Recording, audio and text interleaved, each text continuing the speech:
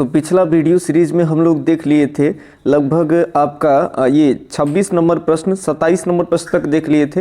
अब हम लोग देखेंगे 28 नंबर प्रश्न से जो इसी वीडियो सीरीज को ओपन किए हैं तो उनसे हम पहले बता दें कि आप हमारे प्लेलिस्ट में चले जाएंगे। जो विद्यार्थी का 2023 में एग्जाम है 12th का आर्ट्स का और जिनका हिस्ट्री पेपर है और हिस्ट्री में आप चाहते हैं कि बेहतर से बेहतर आपको अंक आए, क्योंकि बेहतर अंक लाने में आपके लिए ऑब्जेक्टिव बहुत सहायक है और संपूर्ण ऑब्जेक्टिव को आप एकदम सही आंसर के साथ जो है वो देख लेंगे। तो चलिए अब हम लोग वीडियो को करते हैं शुरू। बाकी के पार्ट्स आप प्लेलिस्ट में पड़े वीडियो सीरीज से आप देख सकते हैं या फिर आपके चैनल के नीचे भी कुछ प्लेलिस्ट का जो वीडियो सीरीज है वो आपको आता है, उसको भी आप देख सकते हैं।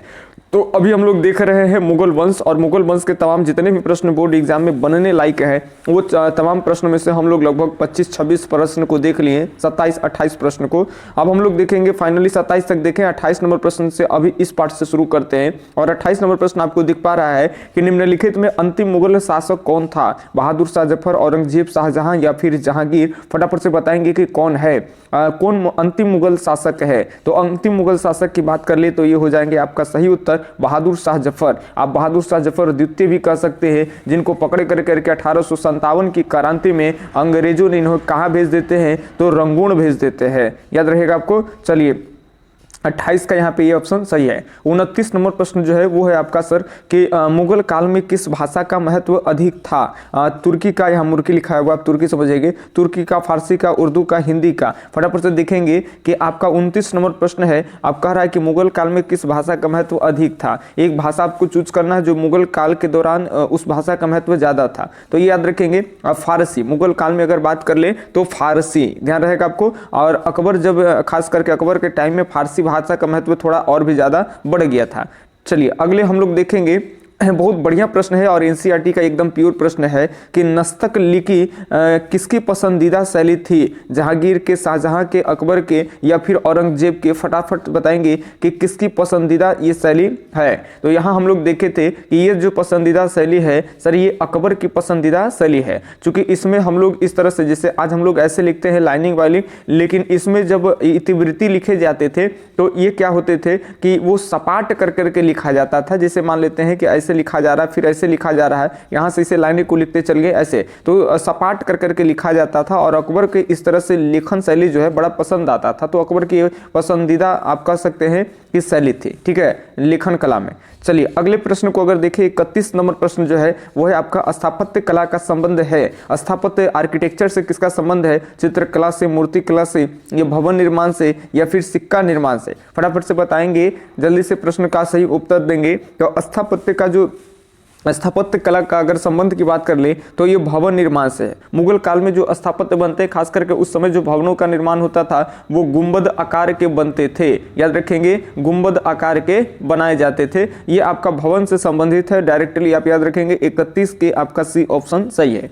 चलिए 32 नंबर प्रश्न को अगर देखेंगे तो यह है आपका कि शाहजहां ने ताजमहल का निर्माण किसकी याद में करवाया था? पिछले वीडियो सीरीज में देखे थे कि शाहजहां ने ताजमहल का निर्माण करवाया था, लेकिन किसकी याद में? तो ये याद रखेंगे, सही जो ऑप्शन हो जाएगा आपका मुमताज बेगम के याद में, यानी 32 के डी ऑप्शन सही है। चलिए 33 नंबर प्रश्न की अगर हम बात कर ले तो 33 नंबर प्रश्न है कि स्थापत्य कला का सर्वोच्च विकास किस मुगल काल के किस मुगल शासक के काल में हुई थी? ऑप्शन 1 अकबर, दूसरा है जहांगीर, तीसरा है शाहजहां और चौथा है आपका औरंगजेब। फटाफट से बताएंगे कि कौन सा ऑप्शन सही होगा। तो यहाँ पे अगर बात कर ले 33 नंबर प्रश्न कह रहा है कि स्थापत्य कला का, तो स्थापत्य यानी आर्किटेक्चर की बात कर ले तो ये जहाँ शाहजहां के टाइम में ज्यादा विकसित थी। और जब हम बात करते हैं सर, ध्यान रखेंगे, जब हम बात आर्किटेक्चर को छोड़ दें और केवल चित्रकला की बात कर ले तो जहांगीर जो है वो इंपॉर्टेंट हो जाएंगे। तो चलिए यहाँ पे 33 का सी ऑप्शन जो है वो क्या हो जाएगा? तो सही हो जाएगा।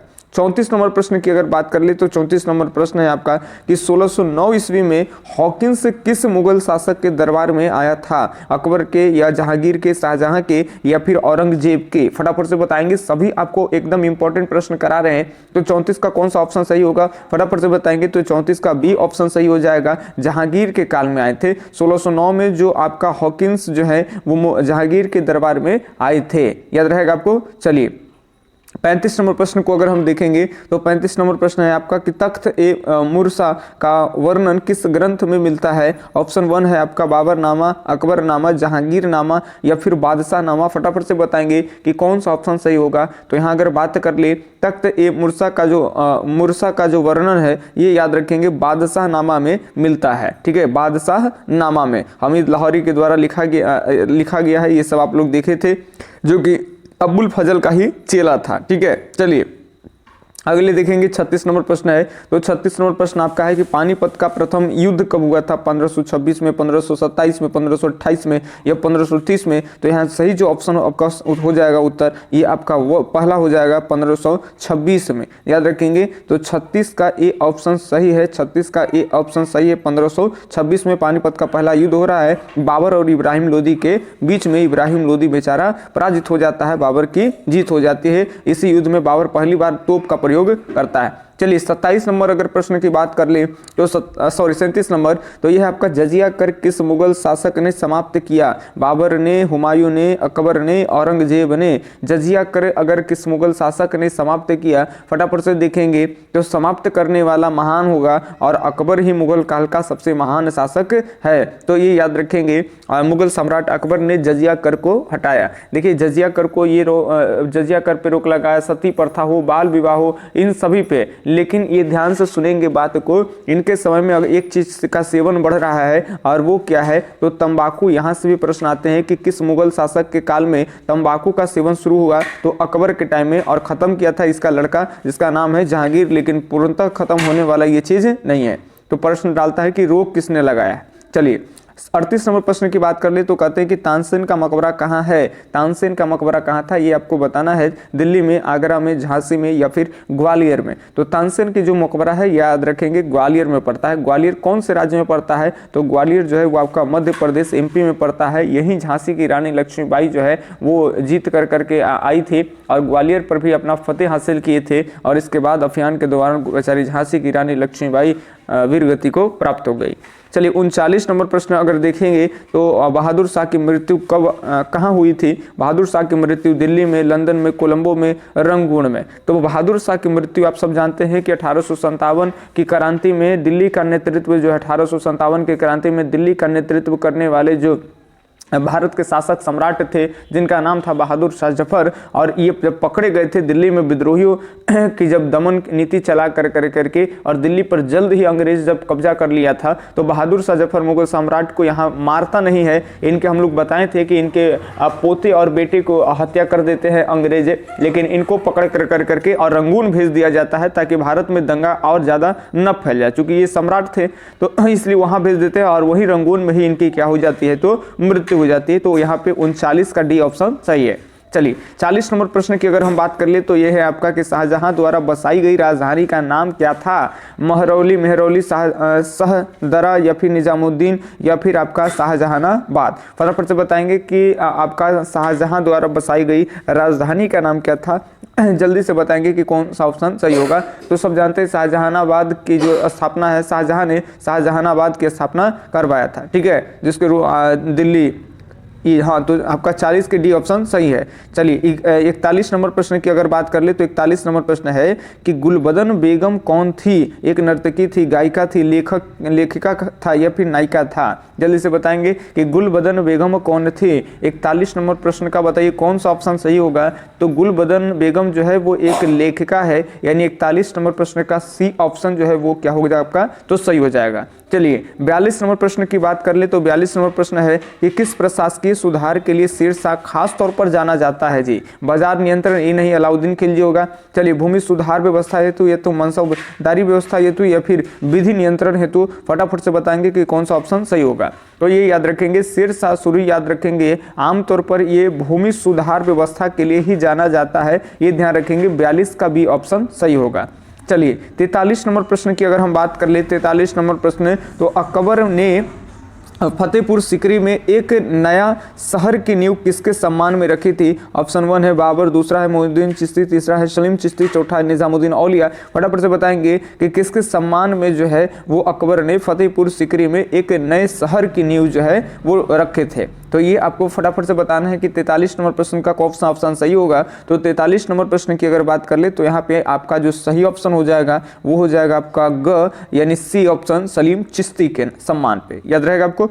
तो 43 का यहाँ पे सी ऑप्शन सही है। चलिए 44 नंबर प्रश्न बहुत इंपॉर्टेंट है। दीन ए इलाही का गुरु था, बीरबल है, अबुल फजल अकबर है या फिर मानसिन? फटाफट से बताएंगे। दीन ए इलाही किसने चलाया था? आप सब जानते हैं कि अकबर ने चलाया था। दीन ए इलाही के गुरु जो है वो अकबर हो जाएंगे, ठीक है। चलिए अगले प्रश्न की अगर बात कर ले तो 45 नंबर प्रश्न, अबुल फजल का कत्ल किसने किया? ये तो बेहद एकदम बढ़िया सा प्रश्न है कि अबुल फजल का जो है वो कत्ल किसने किया? अकबर ने, जहांगीर ने, शाहजहां ने या फिर औरंगजेब ने? फटाफट से बताएंगे 45 का कौन सा ऑप्शन सही होगा। एनसीईआरटी पढ़ाने के क्रम में ये बातें आपको बताई गई थी। अब बताना है आपको अबुल फजल का कत्ल किसने किया है, फटाफट से बताएंगे। तो ये याद रखेंगे अबुल फजल का जो कत्ल है वो जहांगीर के द्वारा ये किया नहीं है, करवाया है, ठीक है ना। तो ये याद रखेंगे, लेकिन मेन कहीं ना कहीं इसी पर चला जाएगा कि जहांगीर ने किया है, ठीक है। चलिए ये याद रखेंगे।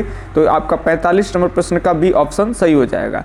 तो 46 नंबर प्रश्न की बात कर ले तो अकबर ने अपना मकबरा कहाँ बनवाया था? दिल्ली में, आगरा में, सिकंदरा ने या फतेहपुर सीकरी में? फटाफट से बताएंगे। अकबर जो है वो अपना मकबरा खुद पहले ही, मृत्यु से पहले ही बनवा रहा है, और वो कहाँ बनवाया था ये आपको बताना है। 46 नंबर प्रश्न का कौन सा ऑप्शन सही होगा, फटाफट बताएंगे कि दिल्ली होगा, आगरा होगा, सिकंदरा होगा या फतेहपुर सीकरी? तो याद रखेंगे सिकंदरा हो जाएगा, यानी सी ऑप्शन सही हो जाएगा, ठीक है। तो 46 का यहाँ पे सी ऑप्शन सही है। 47 नंबर प्रश्न की अगर हम बात कर ले तो 47 नंबर प्रश्न है आपका कि दीन ए इलाही किस वर्ष स्थापित किया गया? 1582, 1584, 1599 या फिर 1600 ईस्वी? तो बताएंगे दीन ए इलाही किस वर्ष स्थापित किए गए? तो दीन ए इलाही जो है वो आपका ये ऑप्शन सही हो जाएगा, 1582 ईस्वी में स्थापित किए गए। दीन ए इलाही अकबर के द्वारा चलाया गया एक नया धर्म है। वो अलग बातें है कि ये धर्म नहीं चल पाया। चलिए 48 नंबर प्रश्न की बात कर ले कि दरभंगा में किस विद्वान ने अकबर के समय का इतिहास संस्कृत में लिखा? दरभंगा में, बिहार में की बात किया जा रहा है। दरभंगा में किस विद्वान ने अकबर के समय का इतिहास संस्कृत में लिखा था? विद्यापति या फिर महेश ठाकुर, दिनेश ठाकुर या फिर सिद्धि चंद्र? फटाफट से बताएंगे कौन सा ऑप्शन सही होगा। और ये याद रखेंगे दरभंगा में अकबर के समय में ही इतिहास को संस्कृत में लिखने वाला अगर कोई आदमी था तो वो थे कौन? तो ये याद रखेंगे महेश ठाकुर, यानी 48 के बी ऑप्शन क्या हो जाएंगे आपका? तो सही हो जाएंगे। चलिए अगले प्रश्न की ओर बढ़े तो आपका 39 नंबर प्रश्न है सर कि अकबर ने इबादत खाना की किस वर्ष स्थापित किया? बहुत इंपॉर्टेंट सब प्रश्न है और सभी प्रश्न को आपको बारीकी से देखना है, तब आप एग्जाम में थोड़ी सी अपने मार्क्स में और जो है जितना भी अब तक पढ़े हैं उसमें और आप सुधार कर सकते हैं। जो भी होगा 2, 4, 5, 10 नंबर तो एकदम पक्का जो है आज से कल के ही केवल आपके अभ्यास में आने वाले हैं। तो आप एक साल जितना भी मेहनत किए हैं तो आपको एक साल का मेहनत और एक दिन का मेहनत आप देखेंगे कि कम से कम 10% जो है वो साल के मेहनत के एकदम पैरेलल जा ठहरेगा। लेकिन आपको दिल से एकदम इग्नोर नहीं करना है, मन मार कर करके और एकदम वीडियो सीरीज को देखते चलना है। आप किसी का भी वीडियो सीरीज देखेंगे लेकिन क्वेश्चन का एकदम रिवाइज जरूरी मांगता है। 39 नंबर प्रश्न है अकबर ने इबादत खाना किस वर्ष स्थापित किया? ऑप्शन दिया हुआ है 1527, 1573, 1574 या फिर 1575। तो फटाफट से बताएंगे कि 49 नंबर प्रश्न का कौन सा ऑप्शन सही हो जाएगा। 49 नंबर प्रश्न की अगर बात कर ले तो यहाँ पे बी ऑप्शन सही हो जाएगा, 1573 ईस्वी। 1573 ईस्वी याद रखेंगे, 49 के बी ऑप्शन सही है। इबादत खाना क्या था? तो ये आप जानते होंगे, इबादत खाना एक प्रार्थना भवन है जहाँ पे लोग जाएंगे और जो भी होगे अपने ईश्वर का वो कहीं ना कहीं वो याद करेंगे, ठीक है। चलिए ध्यान रखेंगे। अगला है 50 नंबर प्रश्न, हल्दी घाटी का युद्ध किस वर्ष हुआ था? ये आपको बताना है कि 1526 ईस्वी में, 1567 ईस्वी में, 1576 में या फिर 1579 ईस्वी में? फटाफट से बताएंगे कि हल्दी घाटी का युद्ध किस वर्ष हुआ था, ये आपको बताना है। तो यहाँ जो सही ऑप्शन हो जाएंगे ये आपका हो जाएंगे सी ऑप्शन, 1576 ईस्वी में। याद रखेंगे 1576 ईस्वी में यहाँ पे सही ऑप्शन आपका हो जाएगा। 51 नंबर प्रश्न की अगर बात कर ले तो 51 नंबर प्रश्न है, फटाफट से देखेंगे इबादत खाना क्या था, ये आपको बताना है।